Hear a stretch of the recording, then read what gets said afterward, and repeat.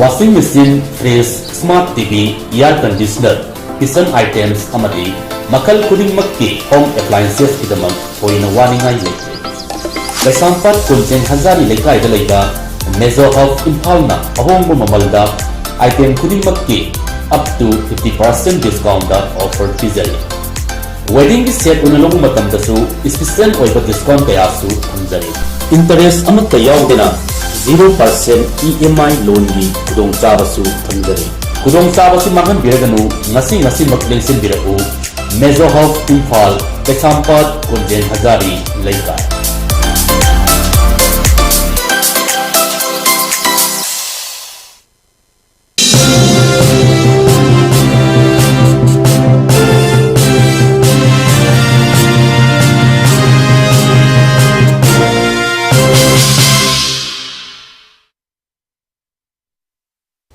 Hello and good evening. Welcome to ELITETV Open Debate, and I'm your host Utpala.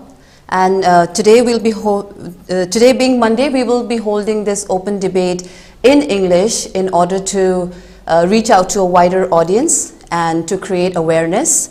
And today's topic is present-day status of women in Manipur. We all know Manipuri women have played a major role in the socio-economic development and upliftment of Manipur. Manipuri women have excelled in the field of sports, in craft, handicraft, handloom, in buying and selling in imakai thel, in the field of education and as entrepreneurs, just to name a few. Women have self-help groups and marups for sustenance, and also female feticide and dowry deaths are very low in the state. Now, let's start our open debate on the present-day status of women in Manipur. Ladies and gentlemen, our esteemed panelists for tonight are Dr. Konica Khuraijam, Associate Professor, DMCTE. Welcome to our show, Dr. Konica Khuraijam. Our next panelist is Dr. R.K. Nimai, retired IAS officer. Welcome to our show, Dr. R.K. Nimai. And last but not the least, we have Advocate Ngangom Jr. Luwang, corporate lawyer and Advocate Supreme Court of India. Welcome to our show, Advocate Luwang. Very warm welcome once again to all our panelists. My first question is for Dr. Konica Khuraijam.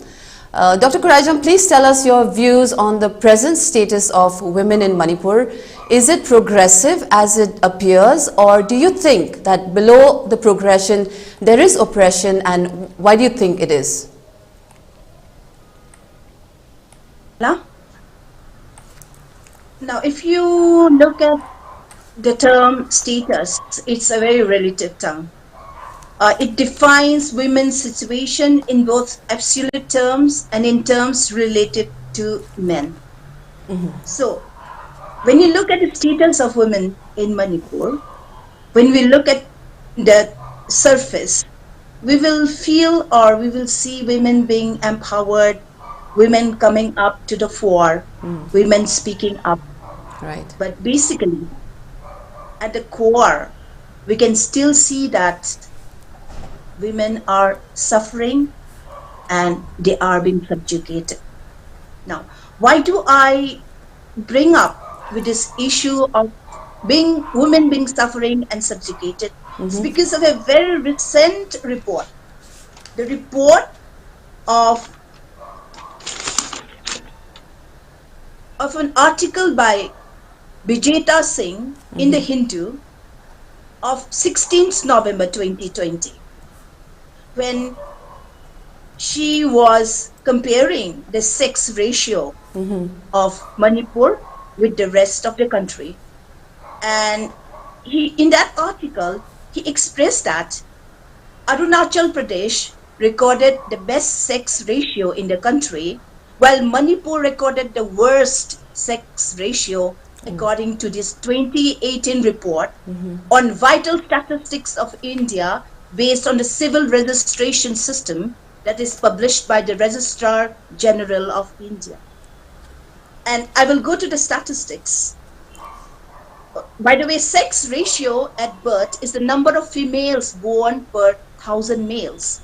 and Arunachal Pradesh, it is 1,084 1,084 female per 1,000 male. In Manipur, it is 757 female as compared to 1,000 male, which is drastically different from Arunachal Pradesh. Absolutely. Now, yes. when we look at this statistics, I cannot say that the status of women in Manipur is going up. In fact, the society of Manipur seems to want to have male children more than the female children. That's true. This preference for the male sex has been there from very, very ancient time. When people used to believe that, I said used to believe, because Right. it is, I don't think it's no longer true. People used to believe that when they have a male in the family, he will look after the family well and the family will prosper. Because women will get married off to other families and she will no longer be a part of the, the family she is born into.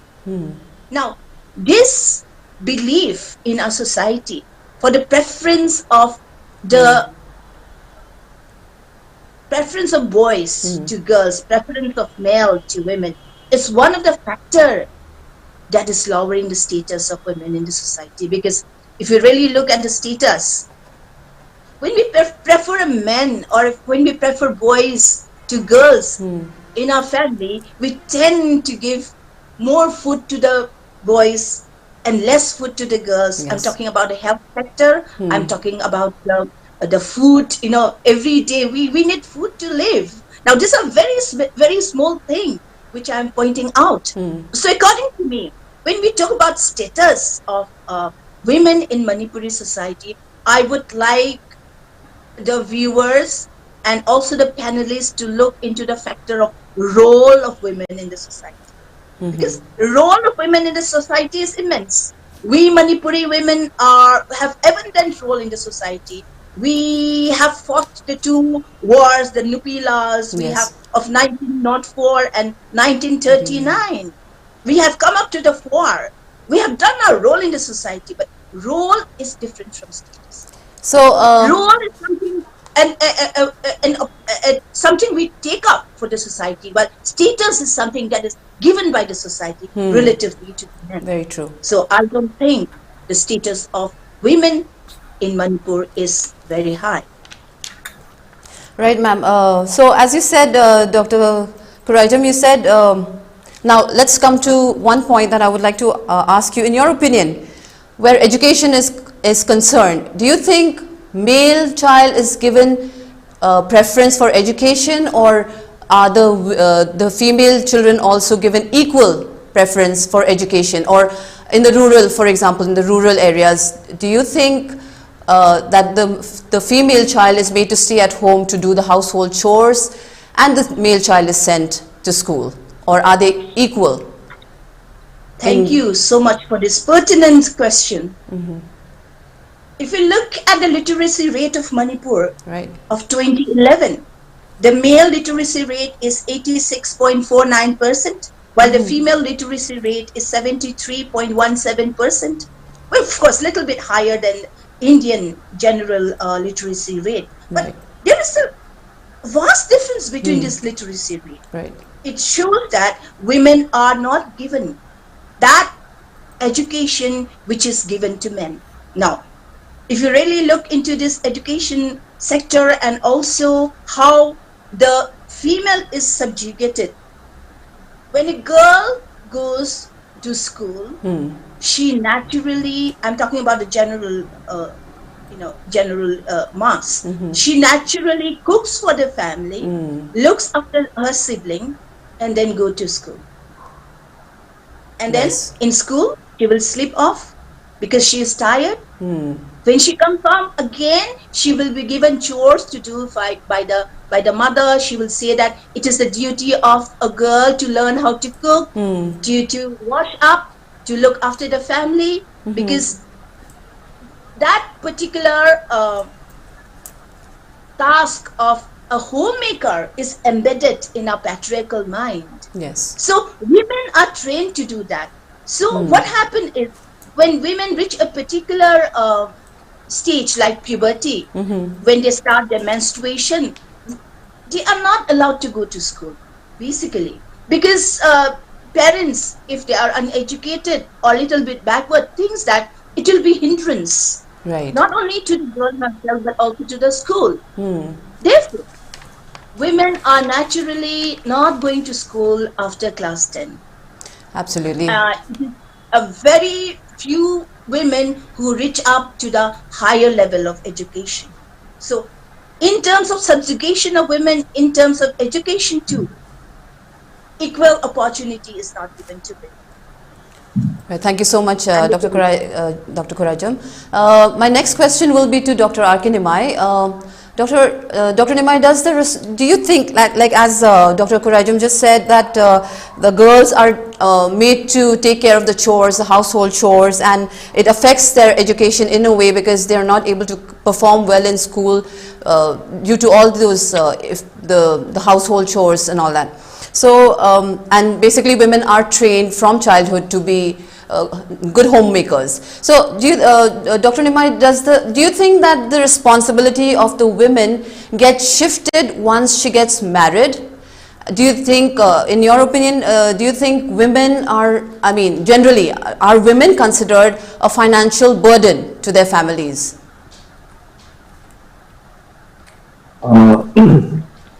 Before coming to the present status, it will be illuminating to see the status of women in the past. Like in any primitive society, before the advent of Hinduism, the society was more egalitarian. Men and women are put in the same pedestal. And in fact, Manipur is one of the very few cultures where there is a separate chronology for the queens only, which is called the Charter Library. So, and in the past, in Sekaro Kumbaba, if we look into it, we are all familiar with the Limpangambi story, when the uncle invaded the palace in Tangkham and then she defended. When her husband was in Akala in Kabul Valley. But there are other queens also, like Mungyambo's queen Changpomji, who led the troops which attacked the Anals.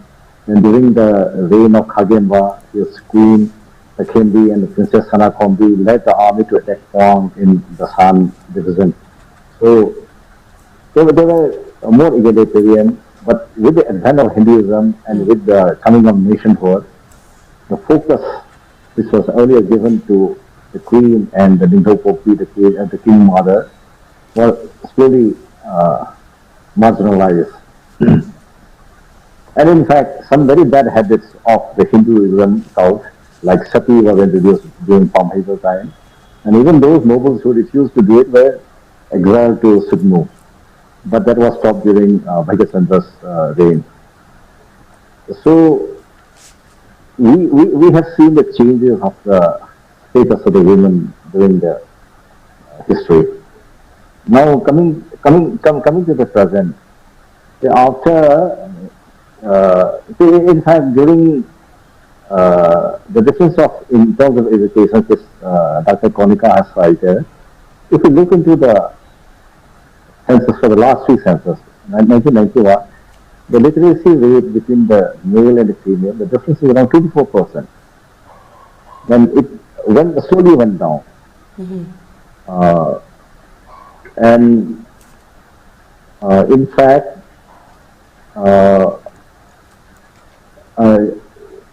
it came down to around 19, I think, in 2021.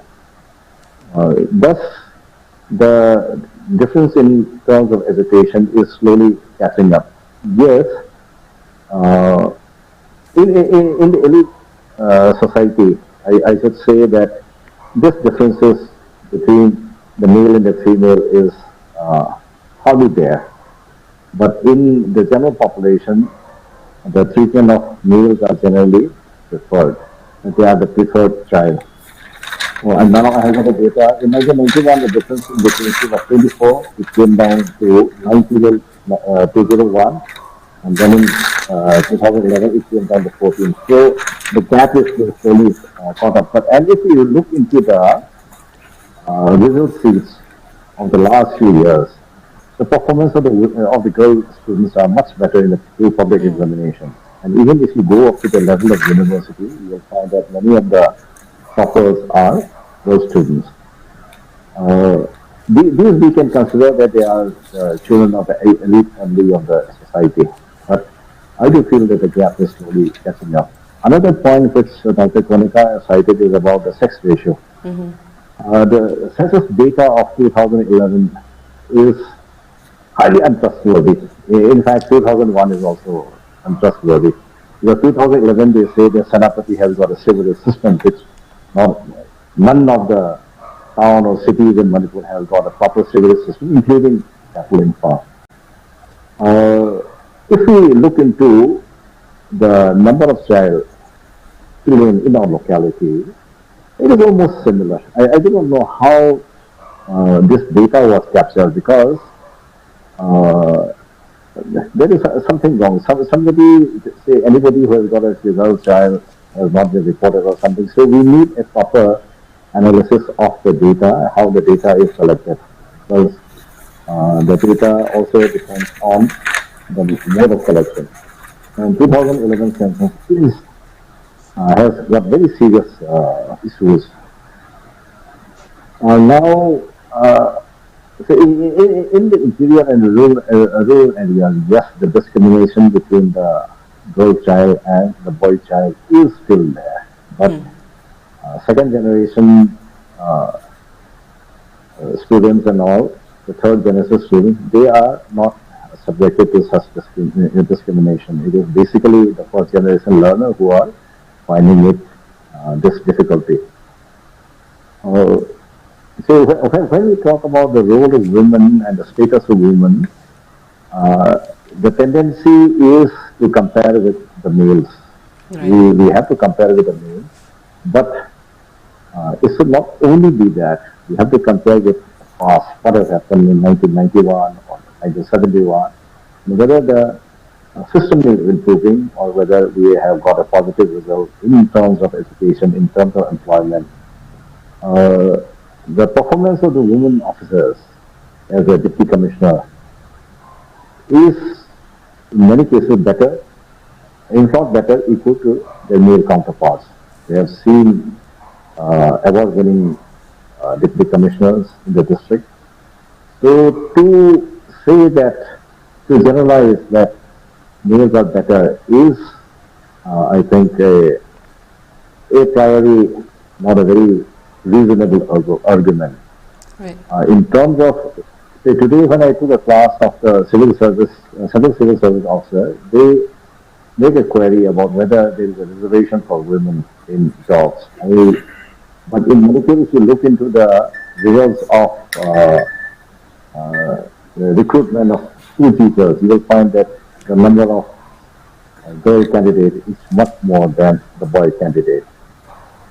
So, yes, there was discrimination during the 17th, 18th, 19th century, but in the 20th century, some of the ideas have vanished. And by the 21st century, I think the general tendency is to equate the boys and the girls, because many of the girls, after they got married, they still look after their parents. If they are doing a reasonably good job, they still look after their parents. Rather than the boys who are mostly, many of whom are literally dependent on drugs or alcohol. So the situation is slowly changing, but it will take time, because a system which has been there for the last 200, 300 years, you can't change it overnight. It will take 40, 50, or even a century to change it. But I do feel that there is a slow but perceptible change towards the in the outlook towards the girl child. Thank you for your input. I will stop during the first session. All right, thank you for your input, Dr. R. K. Nimai. Now, coming back to the question that I had asked, my question was, are women considered a financial burden on their families as of today? Not necessarily. With so many women working, they, even among my junior colleagues, it is basically double income, no kids. The things family has become the norm. Right. How about homemakers? If they stay at home and take care of the family, because it's either the woman goes out to work and they get a double income, or the woman stays at home and takes care of the family. What is your point? What is your view on a woman who stays at home and takes care of the family? Would she be considered a financial burden on the family? Because there are so many other things that she will be covering. If you work out the resultant wages of the work done, she must be doing much more than her husband.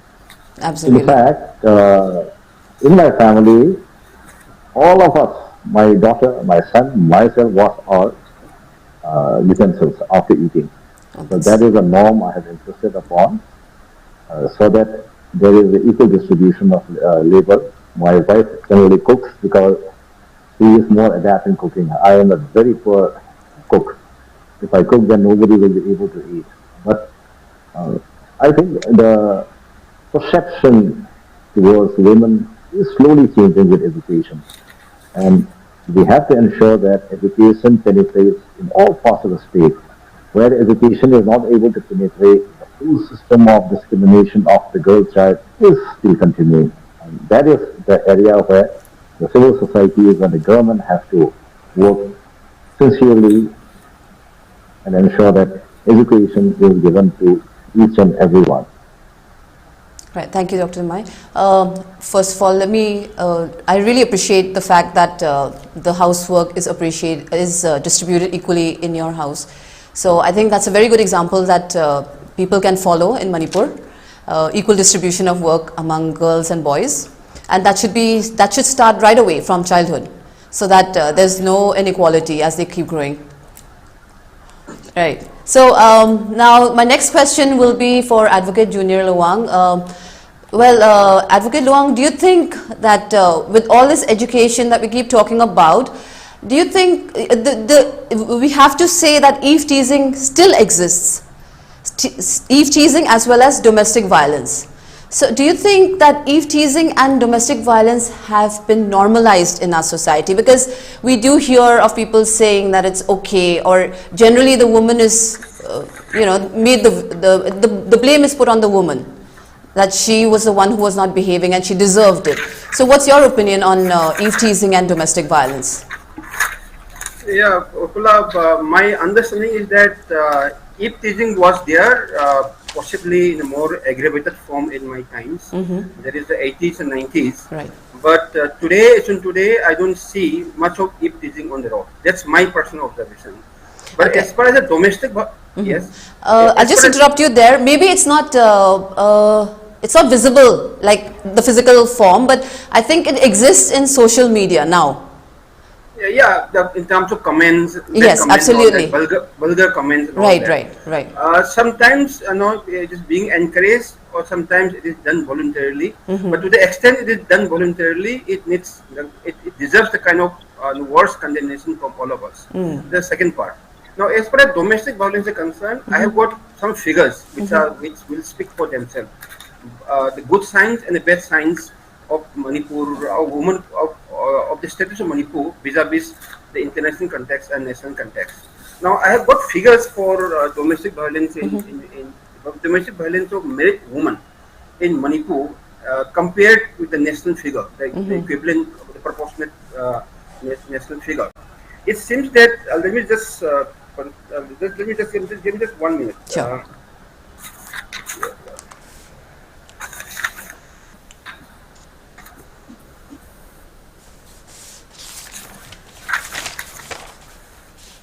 Yeah, it says that the number of, or the percentage of domestic violence against married women in Manipur I think 2017-18, it's much more than the national figure. Oh. So this is something we have to worry about, and that could be possibly because of the common uses of alcohol and all that in our society, and it's in one way or the other we have accepted alcoholism Right. as some form of cottage industry and as part of our heritage and tradition for some time. Now, although I have not been asked this specific question, but let me just take you through some figures which are basically relevant for the purpose of our discussion. Before that, let me just say that although I don't support patriarchy, but patriarchy is something that is common both at the global level and at the national level. If you see, although we might call America as a very developed country, it is yet to see a woman president. Although you might call Japan as a very developed country, there is complete subjugation of women there. And they talk about even Western countries also, even UK, except for Margaret Thatcher. I don't think UK has got any powerful woman leader. In India, then in developing countries like India, Pakistan, Bangladesh, Sri Lanka, they all have had women prime ministers and presidents.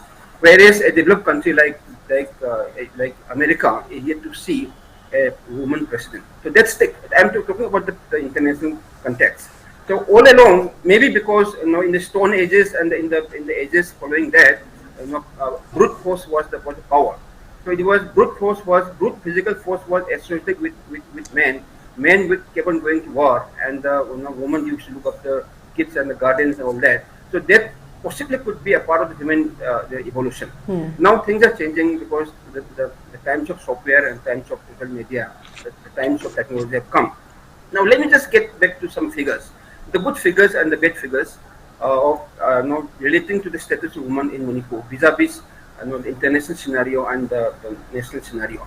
Now I don't know about the 2018 figures. I know about the 2021 figures of female ratio in Manipur based on the 2021 census, and I believe that was the last census we have. My figure is that the all India figure of female literacy is the ratio, sex ratio, gender ratio of women vis-a-vis 1,000 men is in India it was 943, whereas the number for Manipur was 992.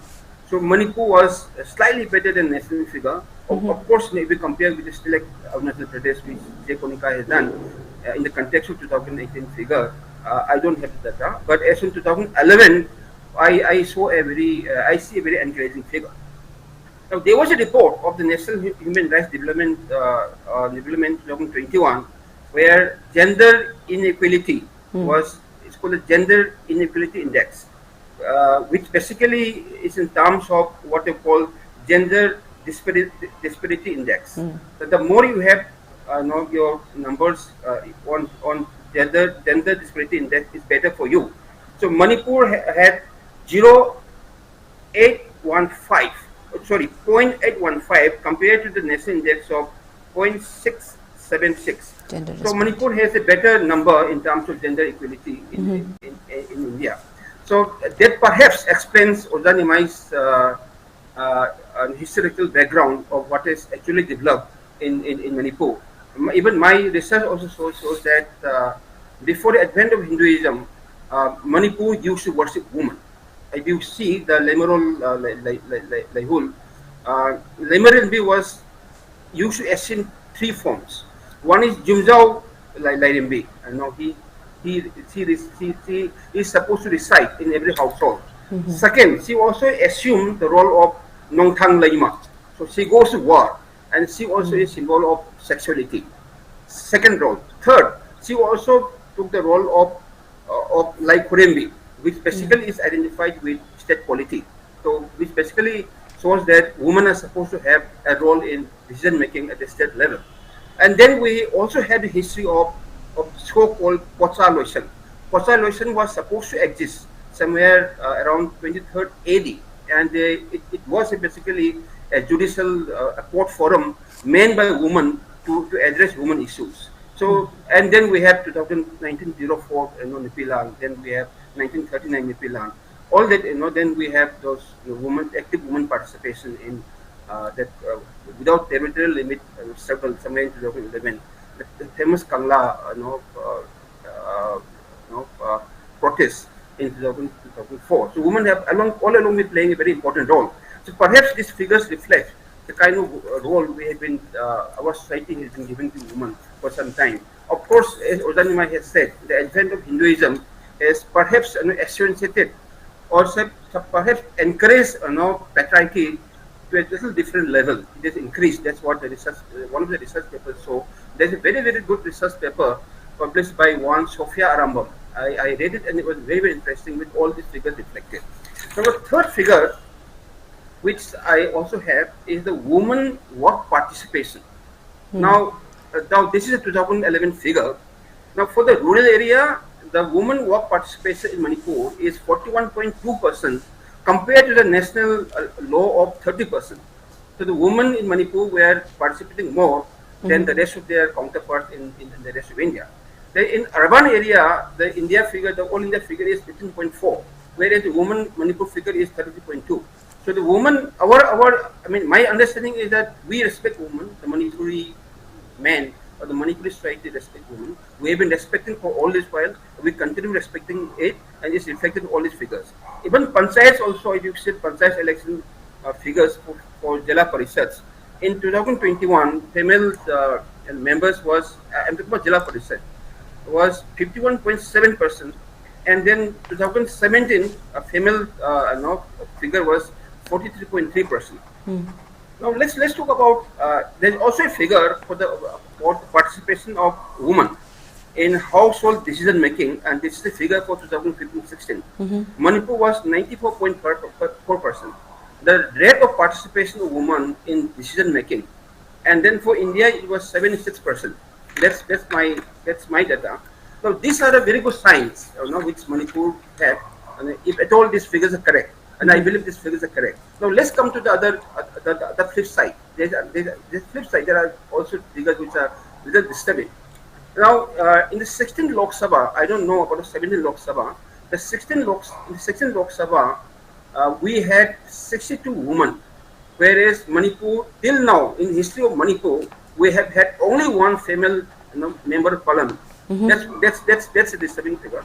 Now, another disturbing figure is that as on April 12, 2018, the number of female IAS officers in Manipur was just 22% compared to 78% for male.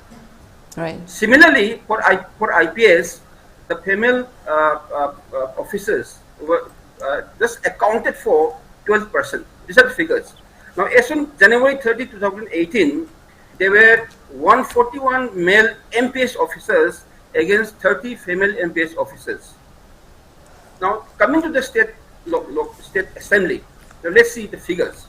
In 2012, we had 5% female representation in the state assembly, and then it went down to 3.4% in 2017, and in 2022, I believe it's just about 2 women. So we are back to 3.4%.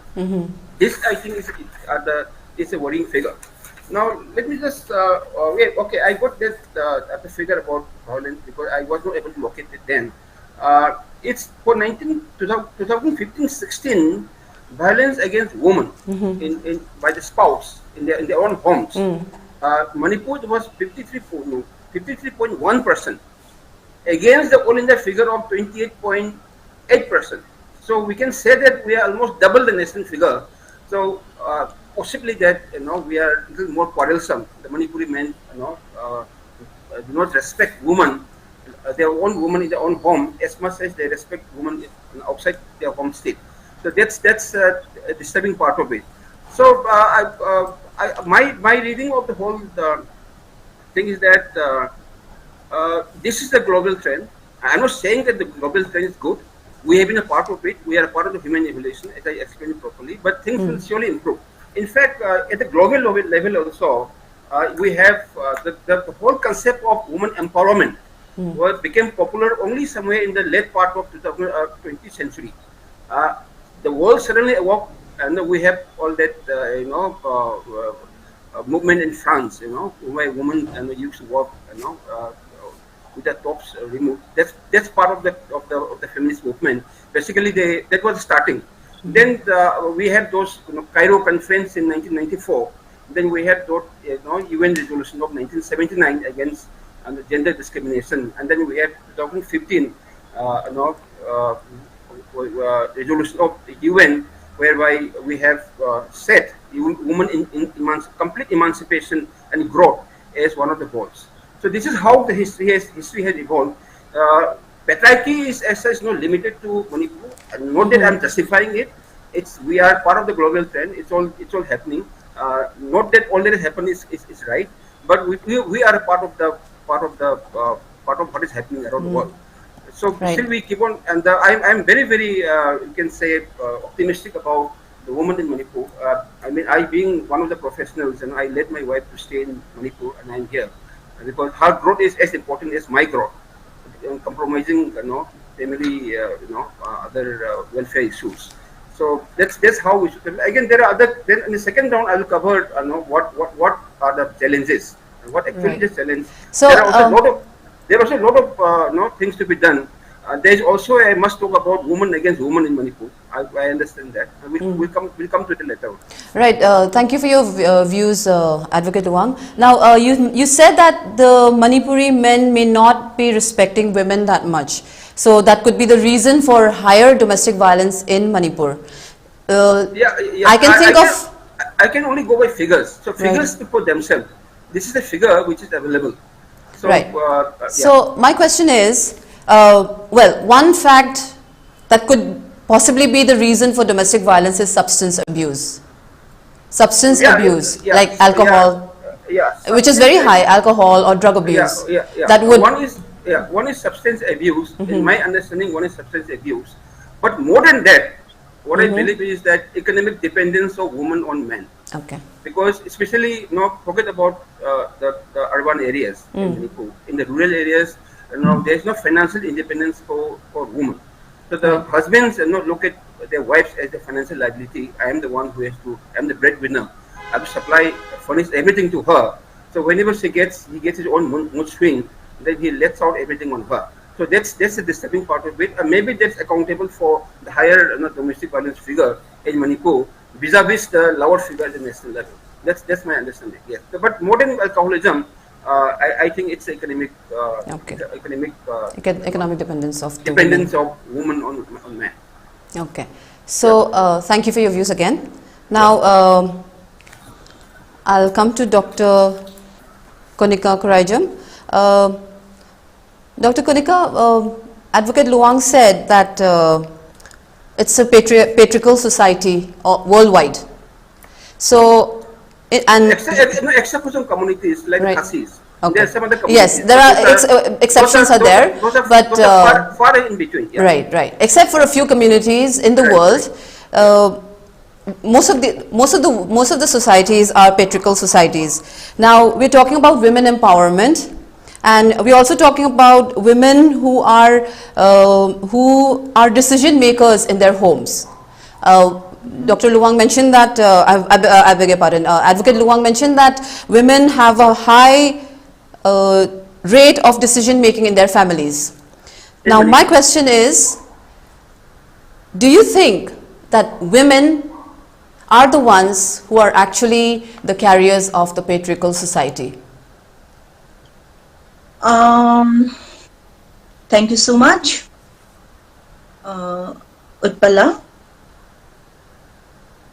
If you really look into patriarchy, it is a dominance of men. Right. Dominance of men in every field. And the belief that men are the better human being than women. That is the main crux of patriarchy. Yes, when you ask me the question whether women are also following this norm, I would say yes. Because we are the subjugated lot. And we need to please the men of the family in order to, that's the common belief. We need to, please the men of the family in order to get something from them, because we are not financially independent. So what happened is there is subjugation of women against women because of this factor. It is because it is a fruit of patriarchy. I would like to blame it on patriarchy, because believing that pleasing a man is the most important thing, and in order to make him happy, if I in turn do something to make him happy, I will also get something in return. That is the belief of some uneducated women who are very, very embedded in patriarchy. But if you have to really look into these barriers of equality and why this is happening, patriarchy is one of them, which is the main foundation of all this inequality around us. Of course, I would say that violence against women, as Junior Luwang had said, is one of the factors that is bringing this inequality. And of course, we have this gender bias, like men being considered to be better than women, and also discrimination. Right. Now, when we talk of discrimination, like even when we are looking out for jobs or applying for certain jobs anywhere, men are always preferred to women, because it is believed that they can work better, they can provide better, they have more information, and they can be used more. And also it's believed that men has more working hours than female, who has to go home and look after their family. So violence, both physically and mentally, when we talk of domestic violence, we are also talking of violence both physically and mentally. Now, Junior Luwang has already given us some data on the violence against women. I think those are basically to do with physical violence. But what about those women who did not go to report themselves because they are so much tortured mentally?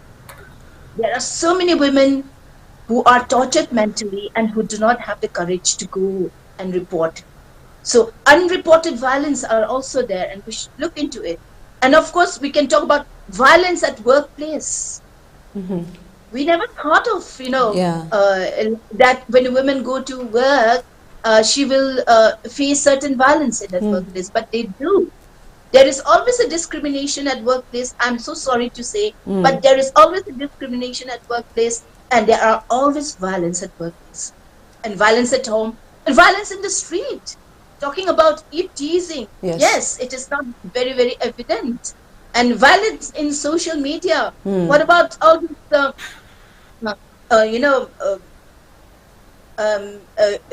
rude comments that is being passed, even some very, very innocent updates. Always, women are always targeted. They are soft target actually for everybody. And then we have when we look at domestic figures, domestic violence figures, as I told you, there are so many incidents where women do not go and report themselves. Absolutely. And also, when we really look at women in the workplace, we said that if they are economically independent, they are treated better. Now, the example of myself, I earn a lot in my family, but I always cook for my family. When I come back, both myself, my husband will be there resting, but I will be doing the housework, because it has been ingrained in me, that patriarchal belief that a woman is supposed to work, provide for the family. It's ingrained in me. And though I am educated, it is very, very difficult for me to come out from that belief and to rest like the rest of the family. So isn't it? So don't you think that's contradictory to what we said about the women of Manipur being the status being better off that as compared to the past. That's what I'm coming to. When we look at the cream of the society, when you look at women dressing up themselves and going out and earning money and getting some high positions in the society, we think that the status of women has elevated. Right, But okay. actually, when we look at the common population, you will see that many of us are still subjugated, still discriminated, and also not given a space in the decision-making process. Okay. According to the data given by Luwang, decision-making process of women in Manipur is very high. Well, I will not disagree to that. But at the final decision-making, even when a woman, when there is a marriage in the family, those small decision-making, what the bride will wear, what the groom will eat, etc., will be made by the women. I agree. But the final decision as to the date, fixing the date, etc., will always be made by men. They will always say, let the men of the family come for the decision. So for the final decision, for the very, very important decision, women's voice are they are not allowed to, speak up. Yes, they make contributions in small decisions. And I would like to say a little bit about women in health also. Now, look at the personal health of women in Manipur. Yes, when I say that the health of women in Manipur is comparatively higher to the health of the rest of Indians, well, maybe yes, but status is something which is compared to men. So let us look. It is very relative. We are talking about women as compared to men. We are not talking about women of India and women of Manipur. We are talking about women as compared to the men of Manipur. Women of Manipur compared to the men of Manipur. We do not have much, a decision on the health issues. We do not have the right to get conceived. We do not have the right to get conceived. I cannot say that I want to get conceived after I've completed my PhD, because my mother-in-law, my father-in-law, or my husband will be always telling me, yes, I would like to, the hereditary has to go on and everything. You have to give birth at this particular year. As soon as you get married, you are required to give birth to children. And what about the right to abortion? Do women have the right to abort a child? No, it is always the decision of the male. And I'm very sure and I'm very sure that not enough food is given to women. I was talking in some other platform regarding the food eaten by women, food eaten by me. We always give the best chunk to the men in the family. True. Yes, it is all because of the patriarchal structure of the society. They're supposed to get the men, chunks, while we get the remnants. And we are so used to it, getting the remnants of food. And why is women's health not important to the society? Health of a woman is so important because she is the giver of birth. She is the mother of humanity. Her health should be more important. A pregnant woman should be treated like a queen instead of being asked to work and to labor more and treated so badly that she has to suffer. Who suffers in the end? It's the child that she gives birth to when the child is malnourished. So we have to look at all these different factors to really get into the crux whether women are having a high status in the society or not. Absolutely, ma'am. Look at I just one more point. Right. Look at the area of governance. Look at the area of governance. Yes, we have got the data on how many IAS and how many IPS we have in Manipur, but we have only 5 MLAs. Women out of 60, we have only 5. Of course, it's always better than before. And there is always a glass ceiling. Right. Everywhere in the structure, there's always a glass ceiling. Women cannot go up to a particular level. We can see the sky, but there is always a glass ceiling that is stopping us, that is always subjugating us, pushing us down. And yes, leadership role. is not accepted. Women in leadership role is not accepted because it is always one man at the back of the woman to direct the women to do this and that. It is never the decision of the women, even in leadership position. Right. Thank you so much, Dr. Konica. Well, again, just to continue in this, continue on the same topic about the patriarchal society. As I was saying earlier, that women are the ones who are the carriers of the patriarchal society. So, don't you think that women should be the ones who should stop this at some point, so that going forward the women can actually progress and not live as we have been living in the patriarchal society? Don't you think that we can break some of these patriarchal, some of these rules which we've been following all along? Yes, we can. But there is a certain reformation. Societal reformation needs to be there. Sensitization of men towards this patriarchal norms and how to empower women and bring justice to women has to be there. So what is the main crux? What is the main thing that can bring up women? It is education. When we talk about education, I am not talking about literacy. I am not talking about learning how to read and write only. No, I'm talking about real education. Education that is the formation of the body, mind and spirit. Education that will bring out the innate power of women. Education that will bring out the strength of women. Education that will make a woman powerful. Education that will make a woman speak her mind. Education that will make a woman step forward and take position and say, yes, I want to do this. And at that type of education that can make a woman stronger inside and outside. That kind of education is required. Thank you again, Dr. Konica. Now, I'll come to Dr. Nimai, R.K. Nimai. As Dr. Konica just said, that education is important to bring the women, to change the current situation of the society where women seem progressive, but they're actually being oppressed. So, Dr. Nimai, do you think, like as Advocate Luwang had mentioned about IAS and IPS candidates, female candidates, there were quite a few as compared to the male candidates. Do you think women are actually discouraged from going to, from appearing for these exams?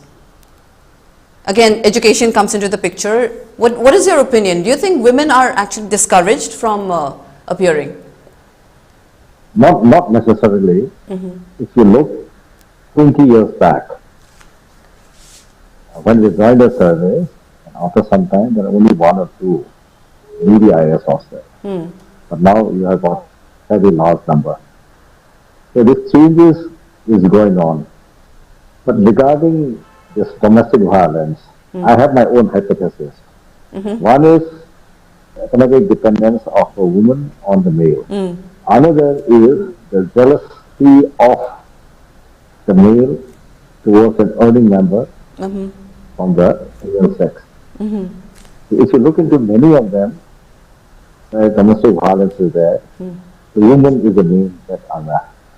The man is basically a lotus eater, perfect lotus eater, hanging around and taking money from his wife. The wife used to get them, becomes physical. There is a theory called the superiority of being inferior.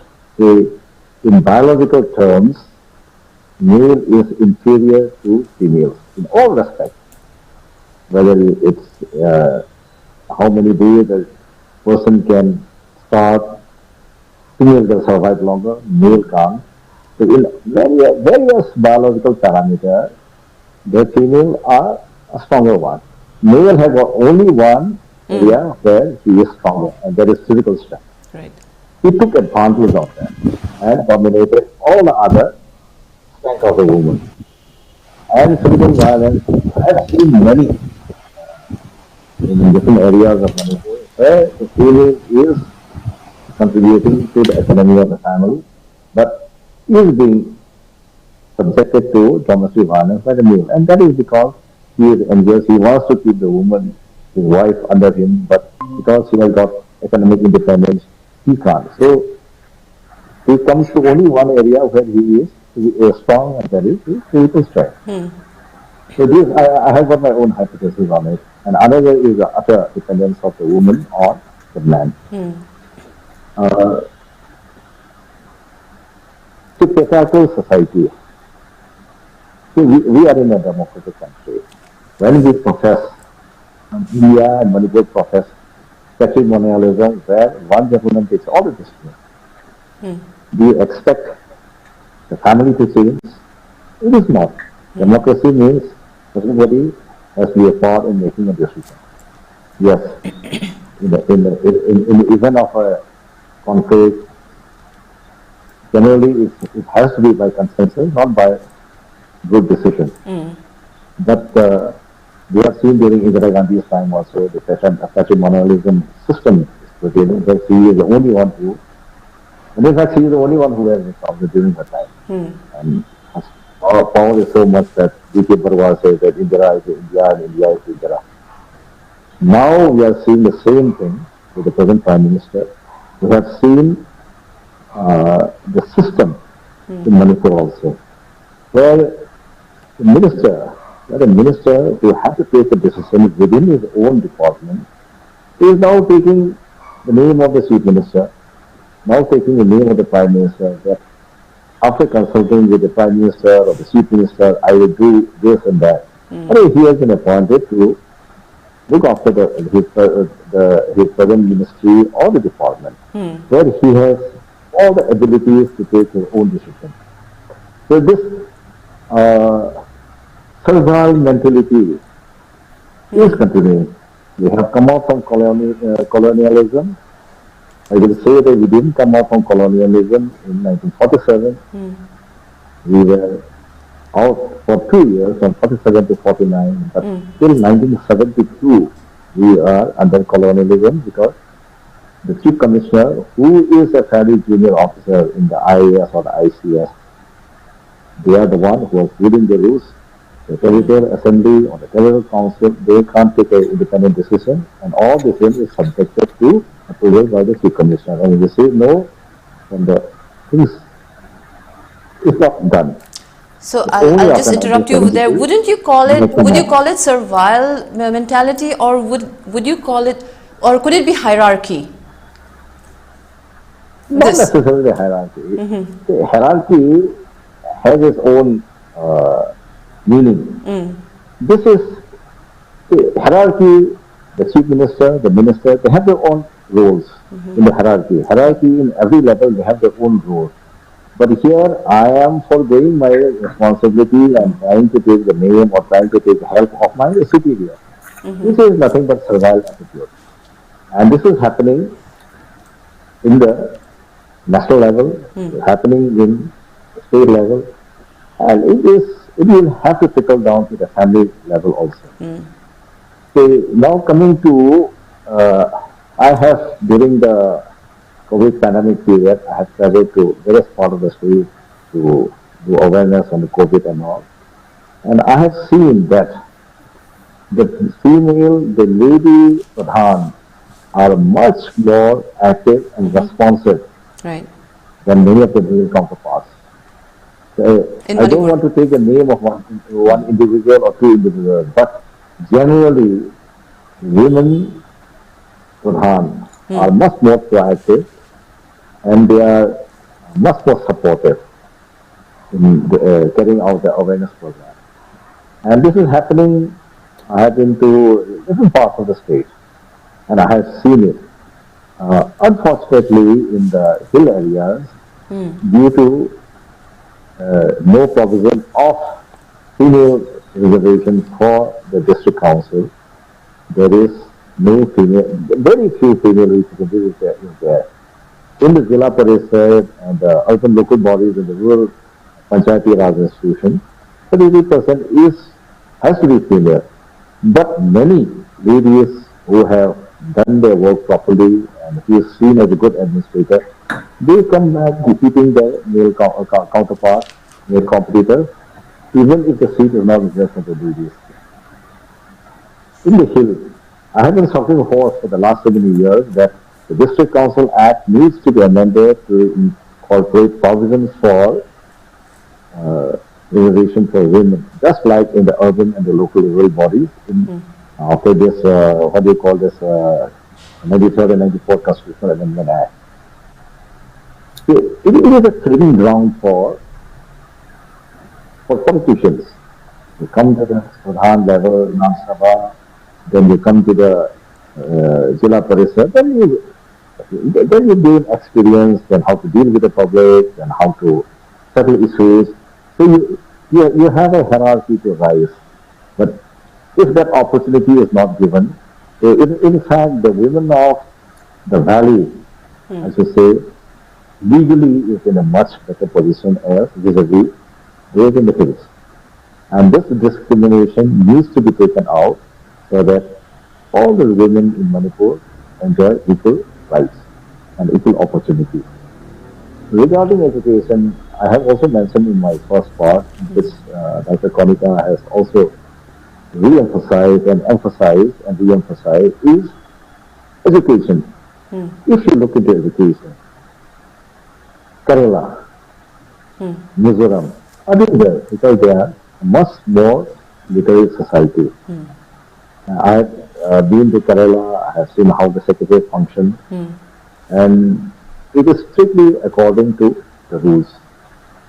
Manipur has still a very large gap to cover. And education, in the true sense, to make an individual into a very responsible citizen, then we are not providing. We are basically providing what is called the rote memorization. We ask our kids to memorize things rather than being creative. So that is the bane of our school education system. Not only school, even in the higher education also, you are supposed to commit to memory many of the theories, many of the laws, and many of the hypotheses. And in fact, I have been telling course that we should start teaching commoners for laws of ecology in plain, simple English. But when I raise it into the subcommittee on the curriculum, school curriculum, I am like an odd man out because most of the people are not even aware that there is a commoners for laws of ecology. This is not taught in most of the US schools. So we have to be more concerned with the inputs in the education. If you don't provide proper inputs, we will not be able to provide education to our children. And education is a crux. Your discrimination, your e-teaching and all, will all automatically go if proper education is provided. If you have to respect is not about another sex. The respect is about another individual. So if we treat the male or the female, if he is an individual, a human being, and we have to respect each other, then everything will fall into place. But these are going to, this will take time because we have been habituated to a certain degree of a certain system for the last 200, 300 years, and to come out in a decade or 2 decades or 4 decades, it's going to be difficult. It will take maybe a century to come out. And slowly it is coming out. And the good thing is that it is mostly the small liberal democratic nations which are putting to the fore the responsibility on the women. It is New Zealand, it is Finland, it is Iceland. These are the small states right now leading, and they are well off liberal democratic nations. It is not like the US, because US is Anglo-Saxon Protestant, white Protestant. They are the ones who are basically ruling the rules in US. You can't expect them to change overnight. The education is the key, and in education, while we frame the curriculum, gender sensitization, gender equality, that needs to be emphasized from the very childhood. When the children start learning that there is no difference between a male and a female, then if you start giving them this at class 10, it will have no impact. You Right. have to give this information when they are very Formative young, years. when they are in the learning curve. So, if you want to equate the male and the females, then we have to touch different aspects of our life, in education, in employment, in politics, everything we have to touch. That means we have to look into a much more holistic manner rather than piecemeal tinkering around. And I personally feel that the changes that have occurred in the last 40 years when I was in service and before, because when we were in college, the males are literally dominating in the field of education and all. But later on, after 20 years, 30 years down the line, then after we joined service and all, the performance of the girl students become much, much better. And the belief that the male employees can work better is a misnomer. I've got colleagues, junior colleagues who are married. Yes, we work in the night till 1 p.m. or 1 a.m. in the night. But her husband used to come and stay, and she performed as any other members, male members. And that concept has now gone. If you work in the secretariat, and you will see that many of the ladies, officers and staff work quite late. And yes, they may bring their children because even now, all things said and done, it is still risky for a woman to go out alone in the dark. That risk is always there. So, but the belief or the generalization that the male works much more than the female, these are now no longer true. That's a great input, Dr. R.K. Nimai, and great view on the respect for individual. Now, my last question, I'll come to Advocate Luwang.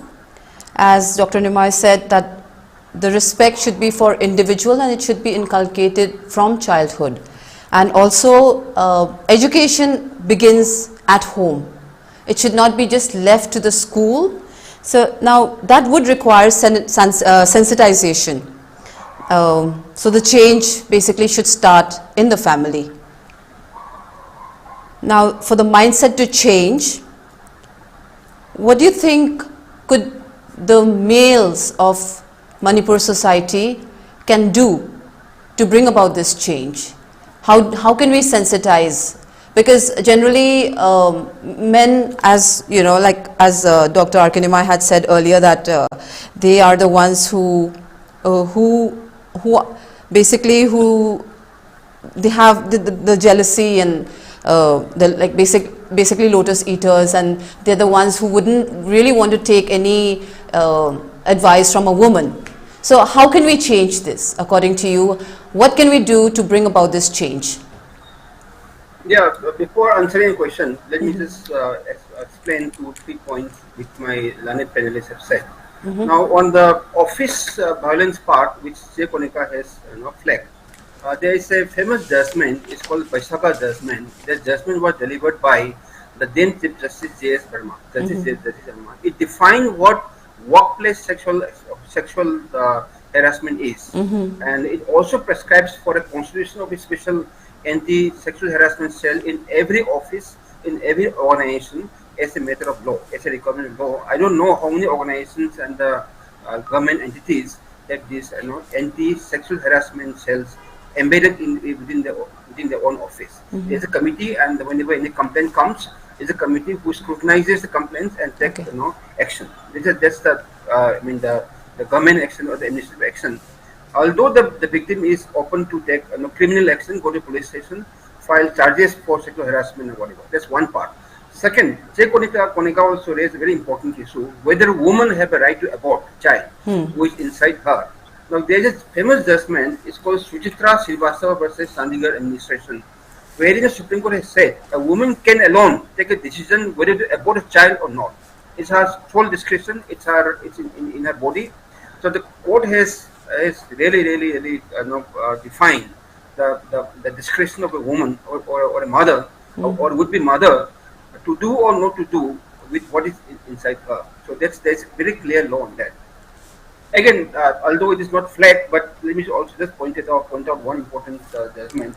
There is also a judgment called Vinita Sharma versus Rakesh Sharma, which says that although women do not usually claim, a woman has equal rights as much as a man or or her brother to the ancestral property or the property left by their father. That's a equal great right, point. although it is not practiced. Now, yeah, coming to the point. Now, what is happening is that it's all about perception. It's about perception. It's all about our mindset. Now, let me just quote what one Mr. G.D. Anderson said. He is a famous feminist based in Australia. He said, feminism is not about showing how strong women are, because women are already strong. Feminism is all about showing or changing the perception which society has for women. So that's one part. The reason why I'm saying is that it's about changing the social taboos and the social perception about what has been happening all throughout these decades and centuries. That's and then coming to the male part. Now slowly and gradually what is happening is that even men are having woman bosses. I know there was a time when there was no woman boss. So the woman couldn't climb much, so it was basically the women or the girls who are working on the male bosses. Now the woman bosses have come. So because of the woman bosses, men also have started, respecting women to the extent they should be. So this will have some kind of a effect, an effect on their social life or on their behavior vis-a-vis the woman in the society. That's one part, one change which I can see. Second is that as we have postulated, now law as such does not discriminate between men and women. Law basically prescribes for more for the woman, less, because law believes in a very fairness. When one is lagging behind, then law believes in giving some facilities to it so that it can come at tandem or at par with the other side. That's what women has done. Law has done. Now there should be some kind of gender, sensitization and the course, starting from the primary level till the 10th standard, as to what law says on male versus female, and what are the the remedies available to a victim of sexual violence in an office setup or otherwise, or even at home, so that men knows that these are the remedies available to a female whenever something happens in between male and female. Now the third part about what Konica also said is that there is some kind of a embedded culture or social do's and don'ts about what a man is supposed to do, what a woman is not supposed to do. Right. That will take some time. As I said, that it's a long evolution, decades and centuries, things are changing. But finally, I believe, with the modern men has come, modern women have come, and who are earning money as much as their female or male counterparts are. Now, there is another aspect, is that the concept of woman against woman. Why this whole there's also a custom associated with marriage. I don't know whether you have heard it or not. When a daughter-in-law steps into the house, the first thing that the mother-in-law does is step on her toes, because it's like first come first serve. You do it before her, because she does it, then you'll be dominating her all throughout her life. and then there's also a counter action by the daughter-in-law also. She also tries to step on her feet, on her toes.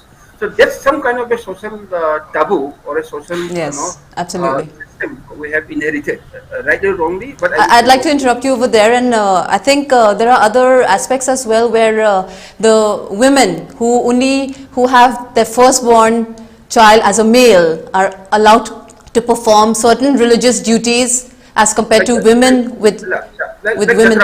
Jatra Puba. Right. Like Jatra Puba, yeah. So Jatra Puba woman can only be a woman who has her first child and who is son. All this will take time.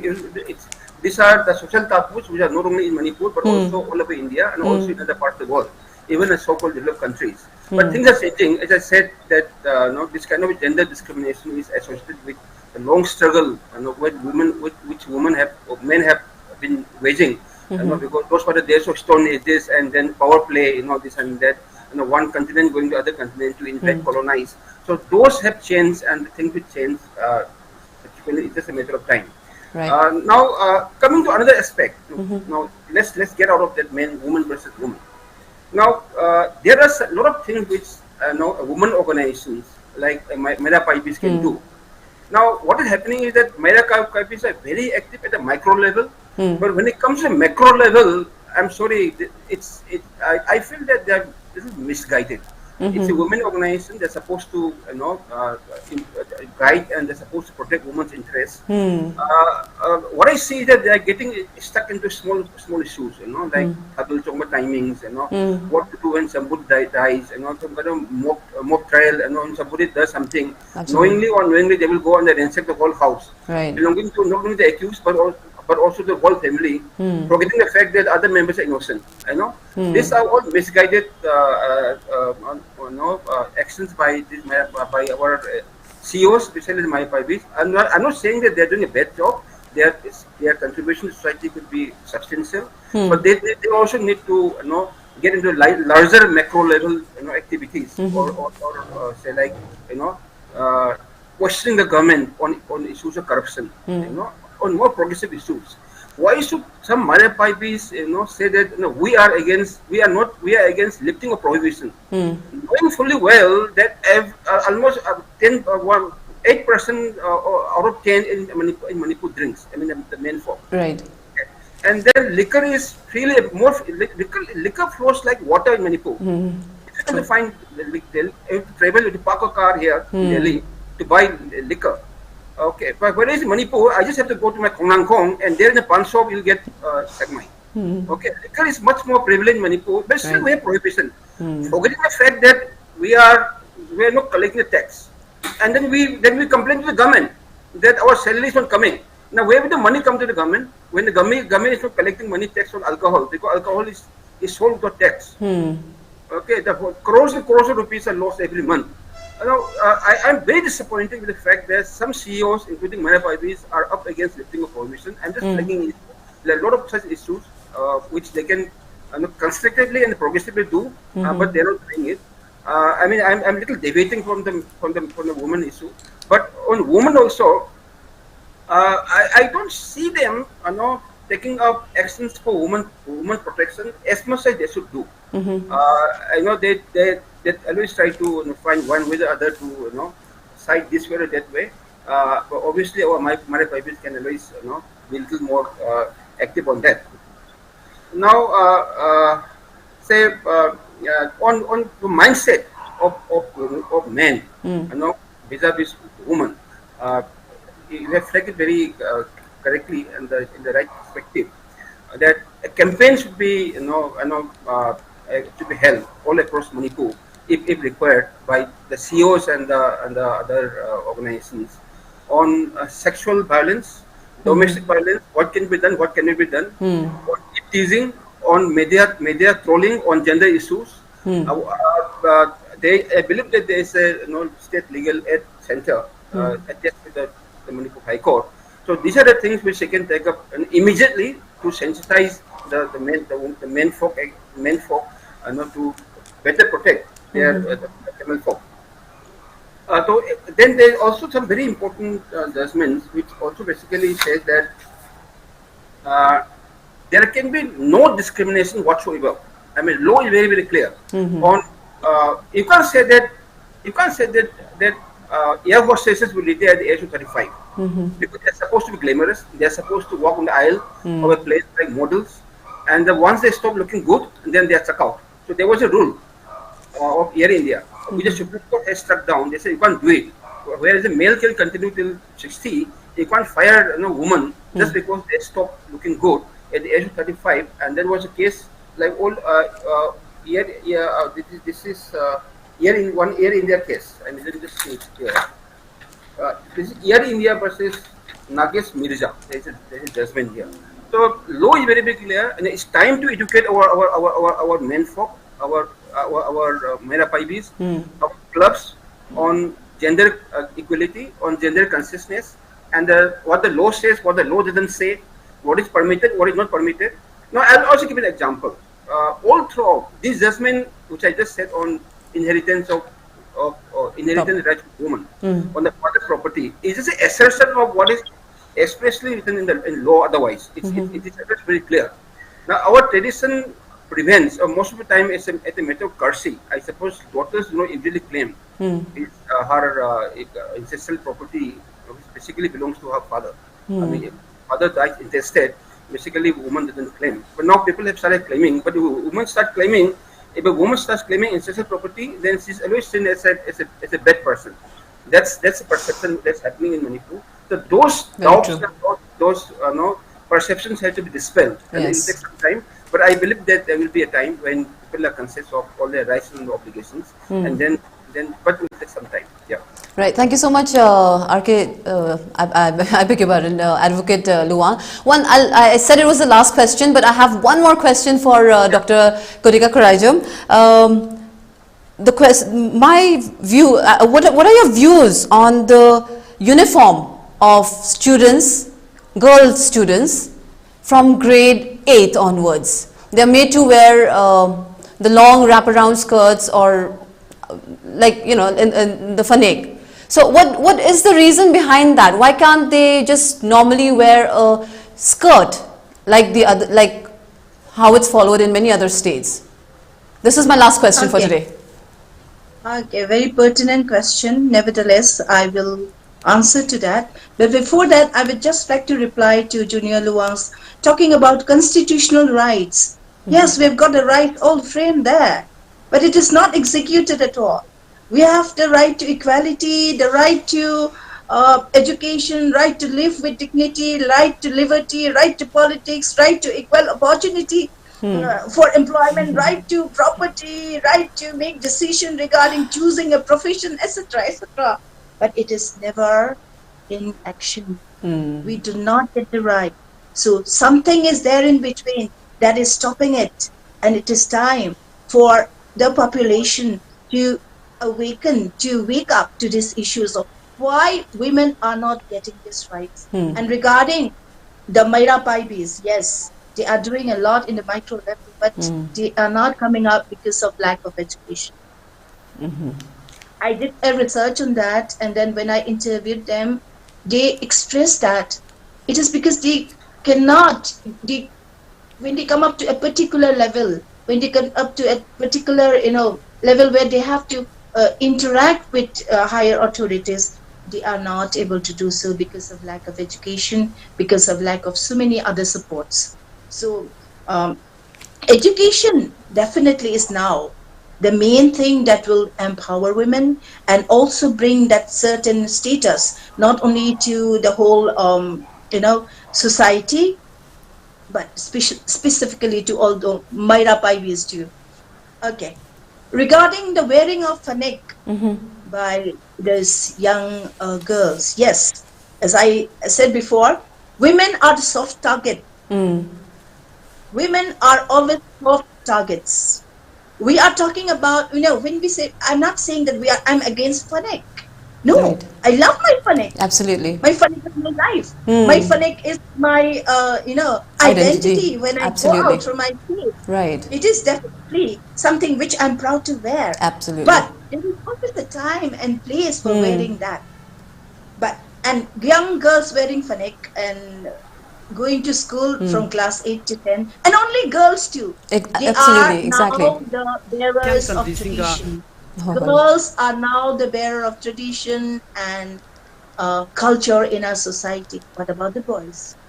Right. And don't the boys have a right to have that particular privilege? Yes. To bring up culture, to bring up tradition in the true. society. Very true. Right. Only the girls have the privilege. Now, ladies and gentlemen, let us share the privilege. Absolutely. Let equality. Boys here also. Very, very specifically cultural, very, very specifically traditional. Then only we can say that, yes, you're all doing a good job. You're bringing up the tradition and culture of the society, but you cannot force only one gender Absolutely. to bring up the culture and tradition of the society. Thank you so much for your input. Just one more word. Okay. What can we do about this? The one thing we can do about about this is let us start from our home.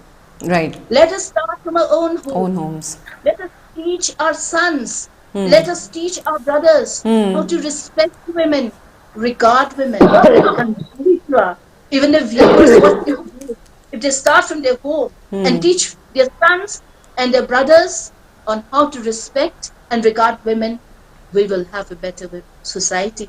And perhaps the status will suddenly elevate today. Absolutely true. Thank you so much for your views, Dr. Konica Khuraijam. Excellent views to take away today from our esteemed panelists, changing the social perception, education, sensitization, and starting right away from our own homes, where we start teaching our sons and brothers gender equality. That's what we're going to take away from this debate today. I would like to thank Dr. R.K. Nimai, retired IAS, Advocate Ngangom, Junior Luwang, corporate lawyer and advocate of Supreme Court of India, and Dr. Konica Khuraijam, Associate Professor, DM College of Teachers. We really appreciate your views, and thank you so much for joining us tonight once again. And thank you to all our viewers for your time and for watching. Stay safe and have a great night. Thank you.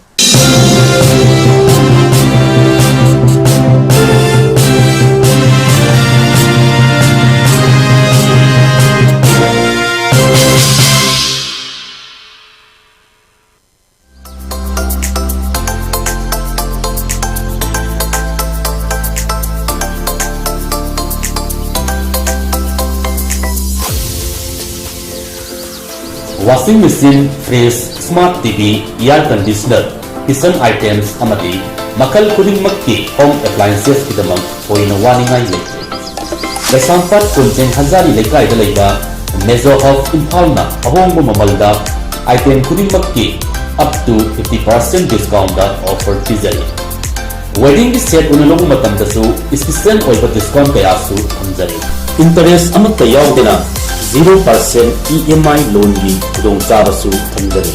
Kudong sabasi mangan biraganu ngasi makleng sin birabu Mezo of Impal Kaisampat kunchen hazari leikai.